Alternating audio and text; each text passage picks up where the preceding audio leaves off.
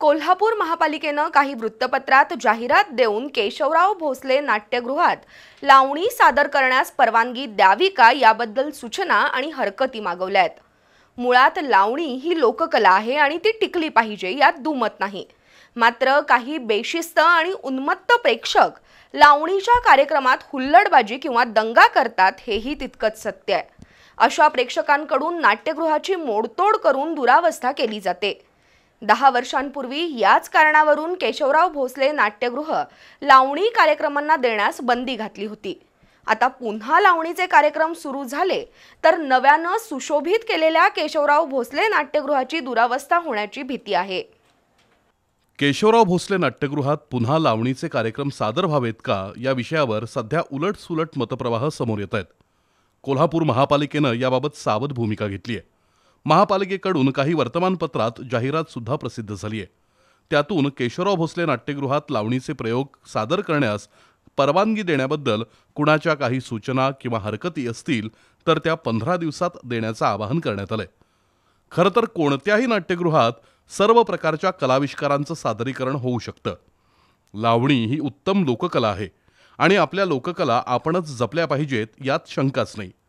मात्र गेल्या काही वर्षात लावणीच्या कार्यक्रमांचं स्वरूप बदलत आणि बिघडत चाललंय, तेही प्रेक्षकांकडून।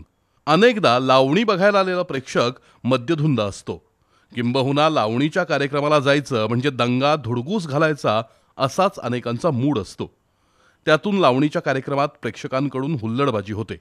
काही उन्मत्त प्रेक्षक खुर्च्यांवर उभारून नाचतात, कुठेही पिचकाऱ्या मारल्या जातात, खाद्यपदार्थांच्या पिशव्या आणि अगदी रिकाम्या बाटल्या सुद्धा नाट्यगृहात टाकल्या जातात। शिवाय नाट्यगृहाच्या मेकअप रूममध्येही बरीच अस्वच्छता असते। आजवरच्या अनुभवामुळे नाईलाजानं लावणीसाठी नाट्यगृह देणं बंद करावं लागलं होतं। त्यामुळेच केशवराव भोसले नाट्यगृहाचं नूतनीकरण झालं। त्यानंतर हे देखणं नाट्यगृह चांगलं राहावं, त्याची मोडतोड होऊ नये या हेतूनच लावणीच्या कार्यक्रमांना नाट्यगृह देणं बंद झालं।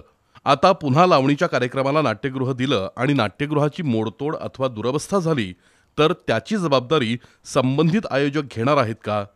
खुर्च्या मोडल्या, अस्वच्छता झाली, कचरा टाकला तर लावणीचे आयोजक नुकसान भरपाई देऊन स्वच्छता करून देतील का?